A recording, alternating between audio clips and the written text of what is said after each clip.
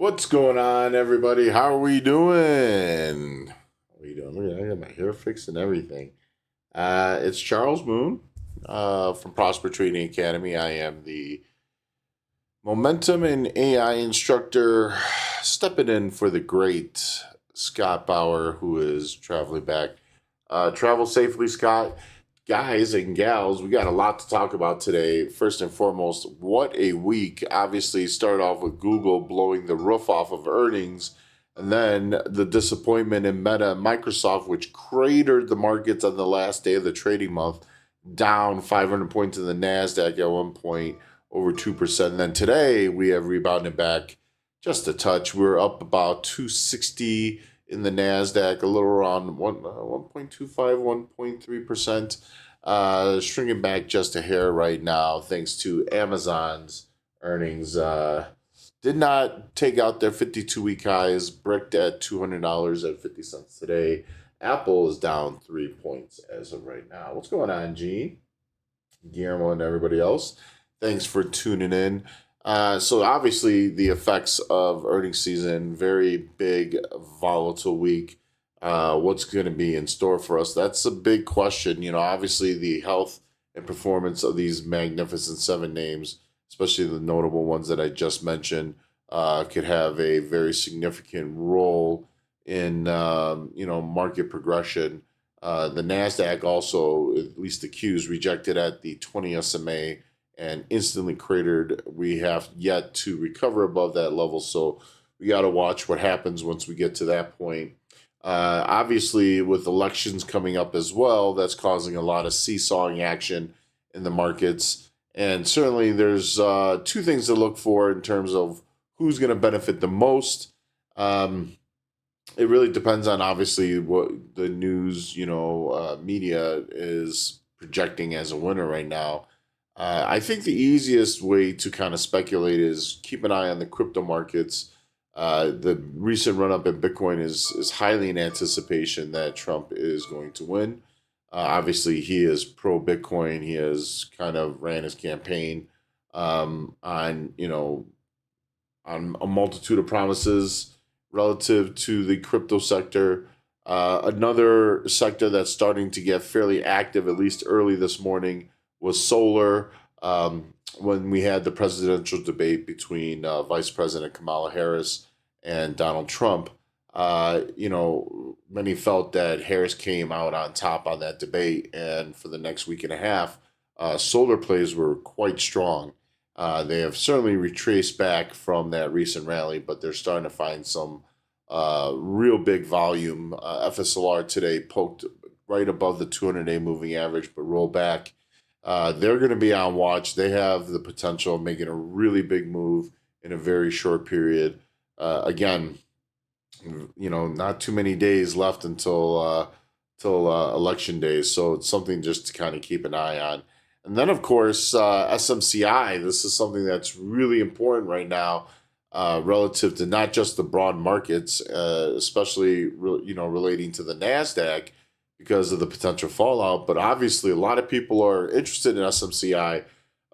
They continue to try and buy the dip, and kind of just want to make sure everybody is aware of the scenario and situation surrounding SMCI.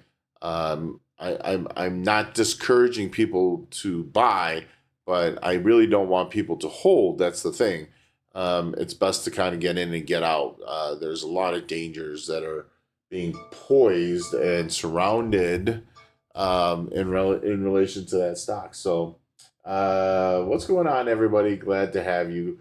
Let's kind of move this to my desktop now. Let's go touch up on the SMCI issue here. Now, there's obviously the big news that if you haven't heard, one of the big four, and for those that don't know, these are the major accounting firms, extremely prominent and very important companies: Ernst & Young, Price Waterhouse Cooper, Deloitte, and KPMG. Now, SMCI's auditor was Ernst & Young, and regardless of what happened previously, they, in their statement, they flat out said, "We do not agree with these numbers, nor do we want our name associated with these numbers." And that's pretty big. For one, SMCI, the company, is under investigation. Number two, Ernst & Young specifically pointed out the way they handle their accounting is a major issue.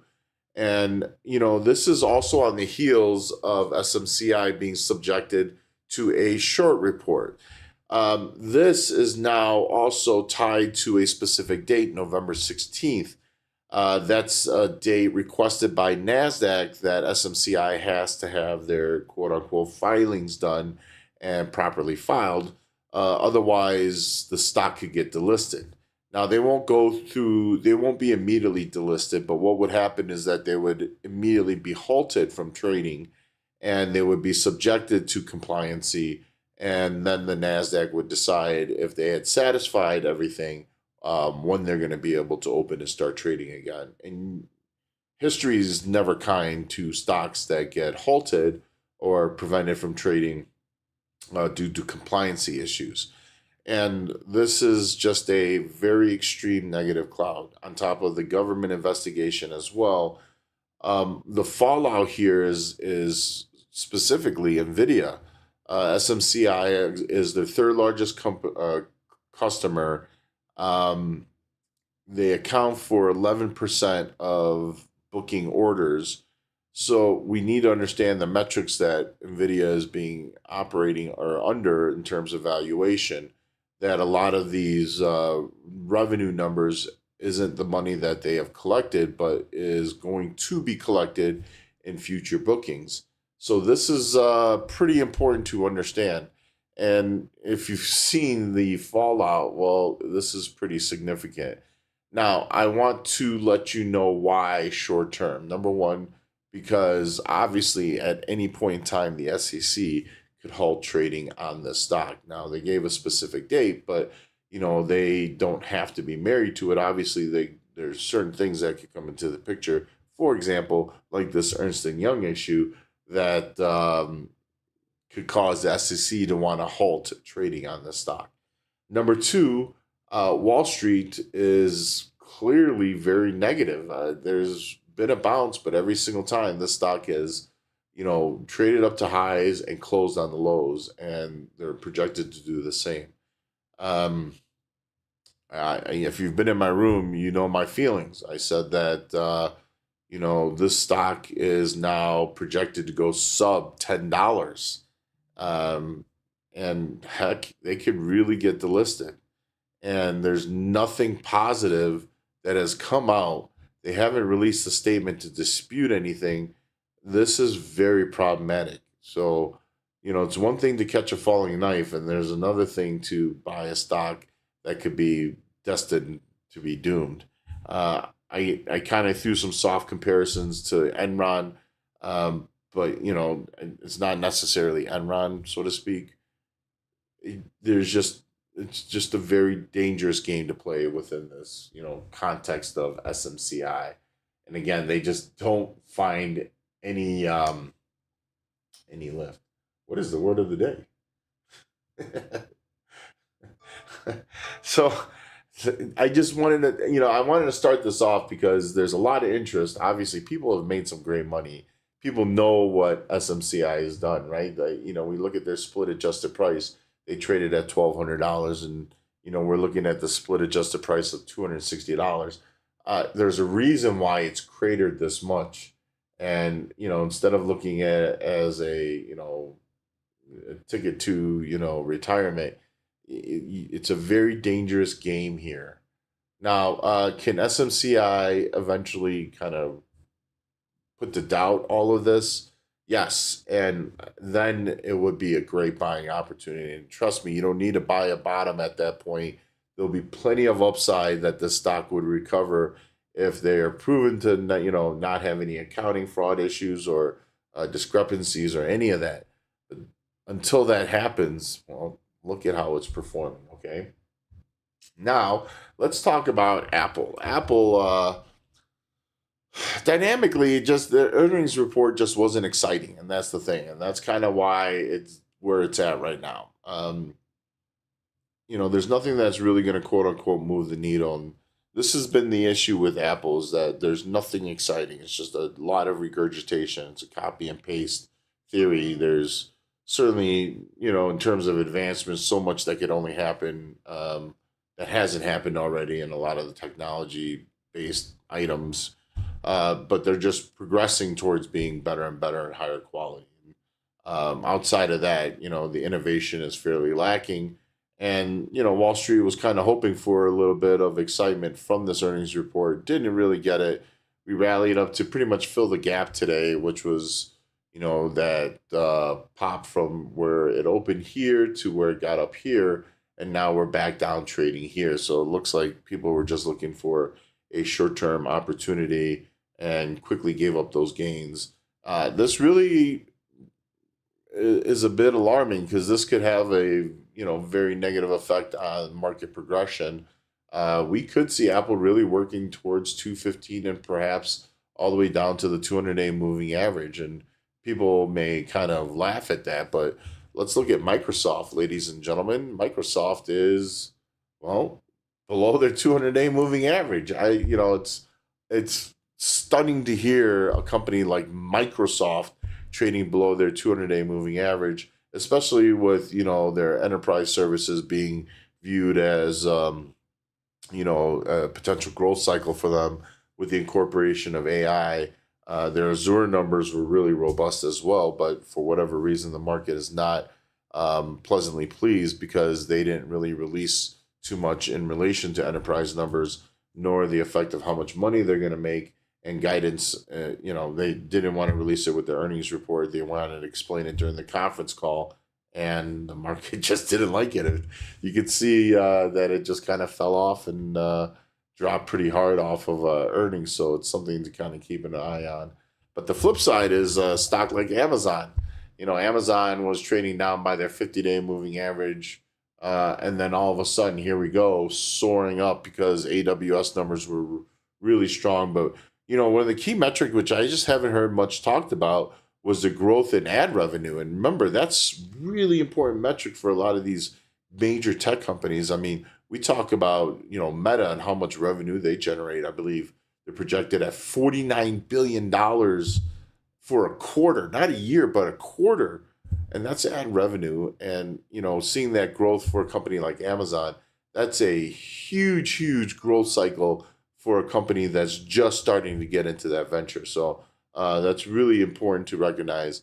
Amazon through 201, and we're off and racing to the moon, as they say. Moon, everybody, MOON, right? Yeah. Reactive measures at resistance, Apple breaking down. Yeah, and then part of it's kind of all one and the same. A lot of people jumped into Amazon very late in anticipation for earnings. So, it's not a surprise, Dean, that people are taking profits as it approached their all-time highs. That's the normal cycle and patternized trading behavior that we tend to see in stocks in general. And that's key. So, I hope I'm not going to open up a can of worms here, but you could see this is DJT. Now, this is relative, obviously, to elections. Why? Because people are bidding up DJT in anticipation, and now all of a sudden there's fallout. So why is there fallout? Because recent polls have shown where Donald Trump was leading, Harris is now caught up. There's been a lot of talk about how Poly Market and a few of the other betting markets are influencing the election. What is it called? Closhi, another betting market. There was huge money coming in, and Harris jumped 10 points in that betting market. So part of that is being viewed and actually, quite honestly, being reflected in this current environment. DJT down $25 off of its highs right now. In turn, as well, we've seen a lot of weakness and risk off in Bitcoin after that recent explosion. That's going to be really key how Bitcoin performs, because that too could be a glimpse of how the markets are viewing who may potentially win. And so with the polls, Harris catching up or taking the lead in certain polls, and then the betting market, she's catching up. is having a negative effect on a stock like GJT, and is also having a bit of a negative effect on the crypto market. So if you're wondering if Harris wins, what will happen to Bitcoin, I'm pretty sure there's going to be a pretty big retracement. I'm not saying this entire rally is attributed to the projection of Donald winning, but there's a major portion of that tied into that speculation. In turn, again, who would benefit? FSLR and others would be on watch. FSLR was retracing back here quite a bit, and now they're showing strength, up 4.75%, rejecting at that 20 SMA. They're going to be on watch, folks, because if they break through this 207 half level, I was in the AI room actually talking about this. This showed up on the AI scanner. This has a beautiful profit pocket from like 208 to 221. Why not take advantage of it? And for those that don't know what a profit pocket is, well, these indicators that I use could be major pivot points, whether it's for resistance or ceiling or support, which is also defined as a floor. And right now, FSLR, you could see if I remove that box, rejected sharply at that 20 SMA, ladies and gentlemen. So it's made a very direct reaction at a key technical indicator. And if you notice, well, if it gets above that level, what stands between that and the 50 SMA? That's the profit pocket, unobstructed upside.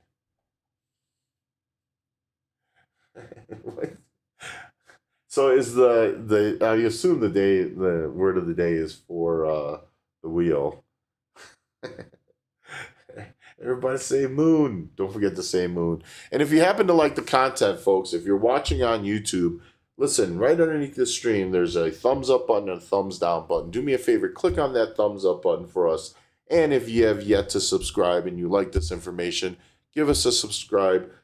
Scott's doing this generally almost every single day. He's providing great context and information. We're also here to obviously answer any questions. So if anybody has any questions about stocks, I would be more than happy to review. But do me a favor, folks, smash that thumbs up, like button, and give us a follow. We would greatly appreciate it. It helps us get into the algorithm a little bit more and get our name out there.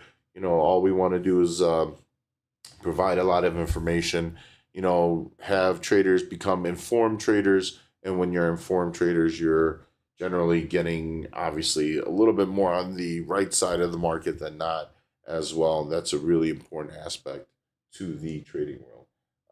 What up, JG? How's it going? So everybody else, is the sound coming in okay? Someone just said no sound. No sound.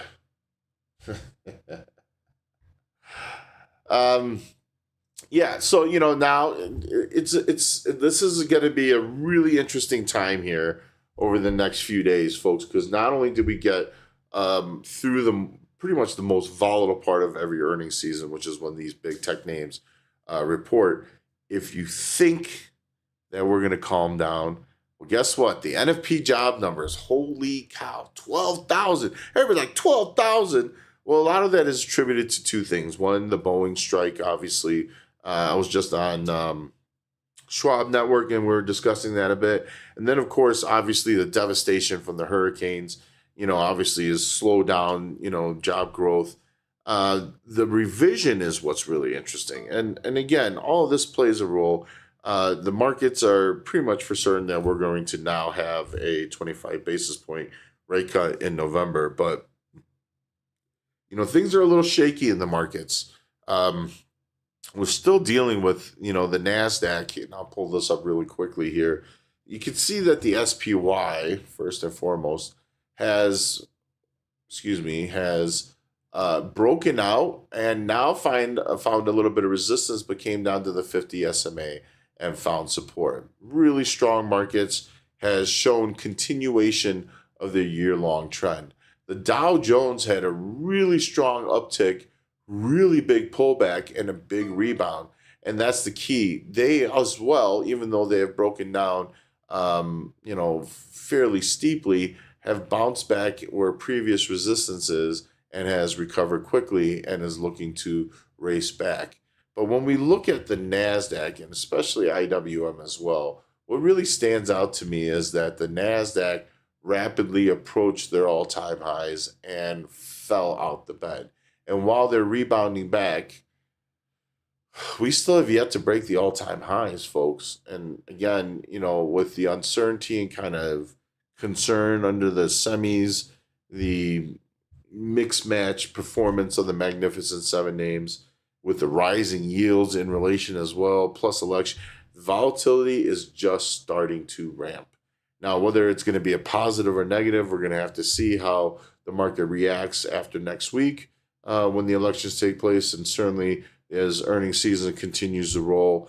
Then all of a sudden now we're bumping right into the next FOMC meeting, and then we might get a little respite. But all of this is just the start. November is set up for a month of fireworks, whether it's going to be really bullish or really bearish or maybe a combination of both. I don't know, but just buckle up, ladies and gentlemen. There's going to be a lot of short-term opportunities that are going to be presented. There's going to be some big fallout. There's going to be some big risk-on trades, and it's going to be a great time. Great time to be a swing trader. Great time to be a day trader. Just be ready and prepare yourself, folks. This is just the start. Hopefully everybody's ready. It always becomes a great time when the market is moving. We always get sometimes these days where the market just gets into this really quiet, tight range, trades around 50 cents to $1 and doesn't do anything, doesn't give us opportunities. Stocks don't move. It's like the market went and took a trader nap and then decided to wake up towards the last hour of the day. Look at the movement today, folks. We had a big rally up, big drop, big rally back, now pulling back, now rallying up. This is what we want, because movement equals opportunities for both the intermediate term and short-term traders. So embrace the price movement. Now, I guess we could potentially start wrapping it up if there's no other questions.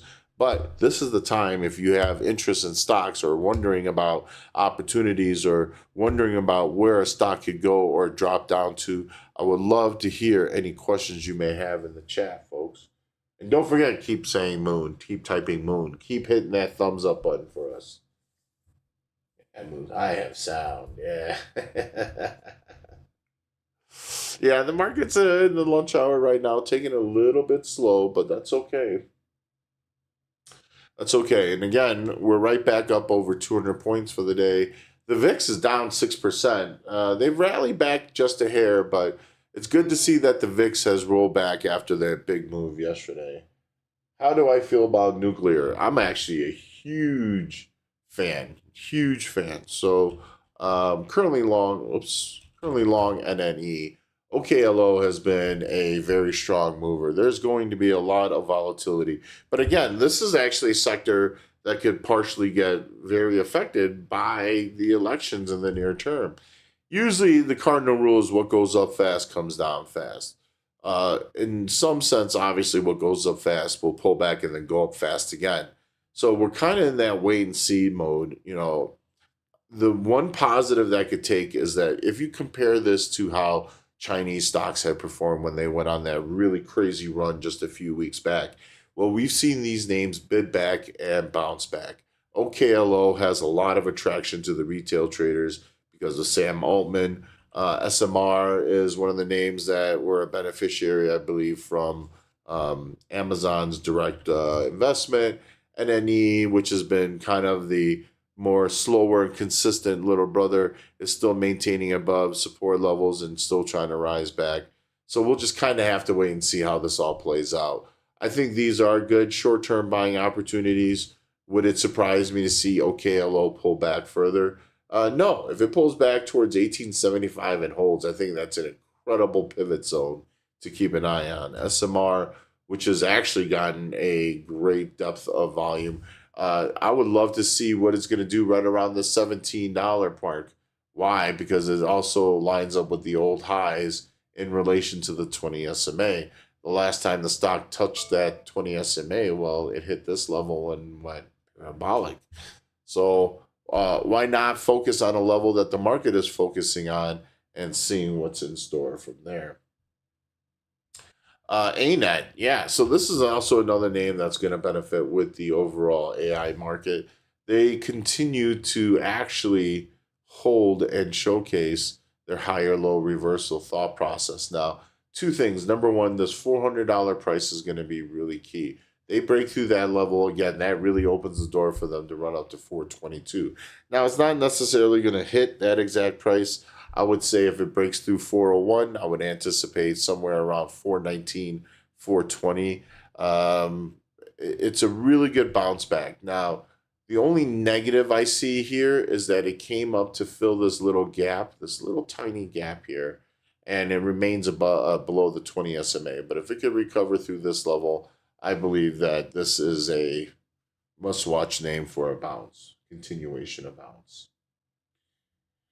Again, as they are saying, final call for the wheel, final call for the wheel.